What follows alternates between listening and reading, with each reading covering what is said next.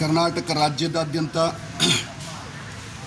Professor ನಂಜುಂಡಸ್ವಾಮಿಯವರ ಮಗಳು ಚುಕ್ಕಿ ನಂಜುಂಡಸ್ವಾಮಿಯವರು ನೀಡಿರ್ತಕ್ಕಂಥ ಕರೆಯಂತೆ ನಾಳೆ ರೈತ ಹುತಾತ್ಮ ದಿನಾಚರಣೆಯ ದಿನದಂದು ರಾಜ್ಯದ ಎಲ್ಲ ಜಿಲ್ಲೆಗಳಲ್ಲಿ ಕೇಂದ್ರ ಸರ್ಕಾರದ ರಾಜ್ಯ ಸರ್ಕಾರದ ಕಾರ್ಯವೈಖರಿಗಳನ್ನು ನಿಂದಿಸುತ್ತಾ ಪ್ರತಿಭಟಿಸುತ್ತಾ ರೈತ ಹುತಾತ್ಮ ದಿನಾಚರಣೆಯನ್ನು ಆಚರಣೆ ಮಾಡಬೇಕು ಅಂತಕ್ಕಂತಹ ಒಂದು ಕರೆಯನ್ನು ಕೊಟ್ಟಿದ್ದಾರೆ.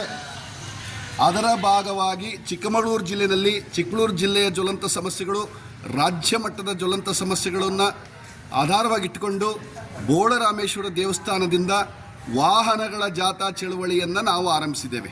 ನಾಳೆ ಮಂಗಳವಾರ ಬೆಳಗ್ಗೆ 10 ಗಂಟೆಗೆ ಆ ಒಂದೇನು ಚಳುವಳಿ ವಾಹನ ಜಾಥಾ ಚಳುವಳಿ IG ರಸ್ತೆಯ ಮೂಲಕ ಹನುಮಂತಪ್ಪ ಸರ್ಕಲ್ಗೆ ಹೋಗಿ MG ರಸ್ತೆಯ ಮೂಲಕ ಆಜಾದ್ ಸರ್ಕಲ್ನಲ್ಲಿ ಪ್ರತಿಭಟನೆ ಮೂಲಕ ಅಂತ್ಯ ಆಗ್ತದೆ. ಹಾಗೆ ರೈತ ಹುತಾತ್ಮ ದಿನಾಚರಣೆಯನ್ನು ಕೂಡ ಆಜಾದ್ ಸರ್ಕಲ್ನಲ್ಲಿ ಆಚರಿಸಲಾಗ್ತದೆ. ಆದರೆ ಒಂದು ಮನವಿ ಏನು ಅಂತಂದರೆ, ರೈತ ಬಾಂಧವರಲ್ಲಿ, ಸಾರ್ವಜನಿಕರಲ್ಲಿ, ವಿದ್ಯಾರ್ಥಿಗಳಲ್ಲಿ ಒಂದು ಮನವಿ ಏನಂತಂದರೆ, ಬೆಳಗ್ಗೆ 9ರಿಂದ 9:30 ಸರಿಯಾಗಿ ಬೋಳರಾಮೇಶ್ವರ ದೇವಸ್ಥಾನದ ಆವರಣದಲ್ಲಿ ಬೈಕ್ಗಳನ್ನು ಮತ್ತು ಆಟೋಗಳನ್ನು, ಯಾಕೆಂದರೆ ಈ ಒಂದು ಚಳುವಳಿಗೆ ಆಟೋ ಮಾಲೀಕರ ಮತ್ತು ಚಾಲಕರ ಸಂಘಟನೆ ಕೂಡ ಪ್ರಬಲವಾಗಿ ಬೆಂಬಲಿಸ್ತಾ ಇದೆ. ಬೈಕ್ಗಳು ಮತ್ತು ಆಟೋಗಳನ್ನು ಬೋಳರಾಮೇಶ್ವರ ದೇವಸ್ಥಾನದ ಆವರಣ ಒಳಗೆ ನಿಲ್ಲಿಸಬೇಕು ಮತ್ತು ನಾವು ಕೊಡ್ತಕ್ಕಂತಹ ಬಾವುಟಗಳನ್ನು, ಬ್ಯಾನರ್ಗಳನ್ನು ಅವುಗಳಿಗೆ ಕಟ್ಕೊಳ್ಬೇಕು. ಹಾಗೆ ಟ್ರ್ಯಾಕ್ಟರ್ಗಳು ಬಂದಂಥವು ನಮ್ಮ ರೈತ ಬಾಂಧವರು ಒಂದು ಮೂಡಿಗೆರೆಯ ಮುಖ್ಯ ರಸ್ತೆಯಲ್ಲಿ ಬೋಳರಾಮೇಶ್ವರ ದೇವಸ್ಥಾನದಿಂದ ಹಿಡಿದು ಅನ್ನಪೂರ್ಣ ಹಾಸ್ಪಿಟ್ಲ್ ಮಾರ್ಗವಾಗಿ ಒಂದು ಸೈಡು ಪೂರ್ಣ ಬದಿನಲ್ಲಿ ಆ ಟ್ರ್ಯಾಕ್ಟರ್ಗಳನ್ನು ಪಾರ್ಕಿಂಗ್ ಮಾಡಬೇಕು. ಇನ್ನು ಈ ಕಡೆ ಈ ಲಕ್ಯ ಹೋಬಳಿ ಈ ಭಾಗದಿಂದ ಬರ್ತಕ್ಕಂಥ ಟ್ರ್ಯಾಕ್ಟರ್ಗಳು ಬೋಳರಾಮೇಶ್ವರ ದೇವಸ್ಥಾನದ ಎದುರುಗಡೆ ಇರತಕ್ಕಂಥ ಹೈವೇ ರಸ್ತೆಯಲ್ಲಿ ಹೊಸಮನೆಯ ಮಾರ್ಗವಾಗಿ ಹಾಗೆ ಕೋರ್ಟ್ ಆವರಣದ ಕಡೆಗಾಸಿ ಎಲ್ಲವನ್ನು ಕೂಡ ಒಂದು ಸೈಡಲ್ಲಿ ಯಾವುದೇ ಸಾರ್ವಜನಿಕ ವಾಹನಗಳಿಗೆ ಓಡಾಟಕ್ಕೆ ತೊಂದರೆ ಆಗದಂಗೆ ನಿಲ್ಲಿಸ್ಕೊಳ್ಬೇಕು ಮತ್ತು ಅವುಗಳಿಗೆ ಬ್ಯಾನರು, ಬಾವುಟಗಳನ್ನು ಕಟ್ಕೊಳ್ಬೇಕು.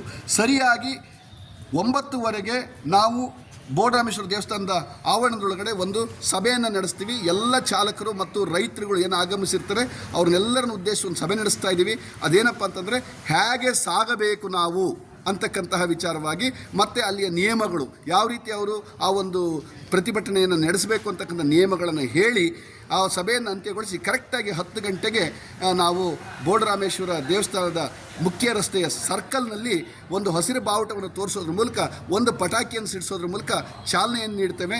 ಮೊದಲಿಗೆ 2 ಪಿಕಪ್ ವಾಹನಗಳ ಮೂಲಕ ವಿವಿಧ ಸಂಘಟನೆಯ ಪ್ರಮುಖರು ಯಾರು ಈ ಒಂದು ಪ್ರತಿಭಟನೆ ಬಂದಿರ್ತಾರೆ ಅವರುಗಳನ್ನು ಆ ಒಂದು ತೆರೆದ ಪಿಕಪ್ ವಾಹನಗಳಲ್ಲಿ ಅವರನ್ನು ನಿಲ್ಲಿಸ್ಕೊಂಡು ಅವರು ಆ ಒಂದು ರೀತಿಯಲ್ಲಿ ವಾಹನ ಚಲಾಯಿಸ್ತಕ್ಕಂಥದ್ದು. ಅದಾದ ತಕ್ಷಣ ಅದ್ರ ಹಿಂದೆ ಅನೇಕ ಟ್ರ್ಯಾಕ್ಟರ್ಸ್ಗಳೇನಿರ್ತವೆ ಅವು ಒಂದೊಂದಾಗಿಯೇ ಟ್ರ್ಯಾಕ್ಟರ್ಗಳು ಪಾಸ್ ಆಗ್ತಕ್ಕಂಥದ್ದು. ಅದಾದ ನಂತರ JCP ಯಂತ್ರಗಳು, ಅದಾದ ನಂತರ ಸಂಪೂರ್ಣ ಈ ಒಂದು ಚಳುವಳಿಗೆ ಭಾಗವಹಿಸ್ತಕ್ಕಂಥ ಎಲ್ಲ ಆಟೋಗಳು ಒಂದೊಂದೇ ಸಾಲಾಗಿ ಹೋಗ್ತಕ್ಕಂಥದ್ದು.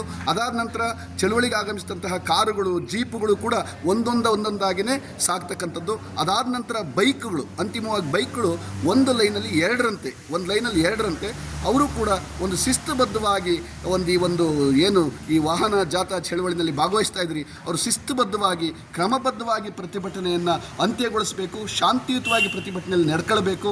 ಹಾಗೆ ಎಲ್ಲೂ ಕೂಡ ನಾವೇನು ಹೇಳಿರ್ತೀವಿ, ಅಡ್ವೈಸ್ ಮಾಡ್ತೀವಿ, ಆ ಒಂದು ಅಡ್ವೈಸನ್ನು ಮೀರಿ ಯಾರೂ ಕೂಡ ವಾಹನ ಚಲಾಯಿಸಬಾರ್ದು, ನಿಧಾನವಾಗಿ ಕ್ರಮಬದ್ಧವಾಗಿ ಸಾಗಬೇಕು ಅಂತಕ್ಕಂತಹ ಒಂದು ಮನವಿಯನ್ನು ನಮ್ಮ ರೈತ ಬಾಂಧವರಿಗೂ ಹಾಗೂ ಸಾರ್ವಜನಿಕ ಬಂಧುಗಳಿಗೂ, ವಿದ್ಯಾರ್ಥಿಗಳಿಗೂ, ಎಲ್ಲ ಆಟೋ ಸಂಘದ ಎಲ್ಲ ಆಟೋ ಚಾಲಕರಿಗೂ ಕೂಡ ನಾವು ಈ ಸಂದರ್ಭದಲ್ಲಿ ಮನವಿ ಮಾಡ್ಕೊಳ್ತಾ ಇದ್ದೀವಿ.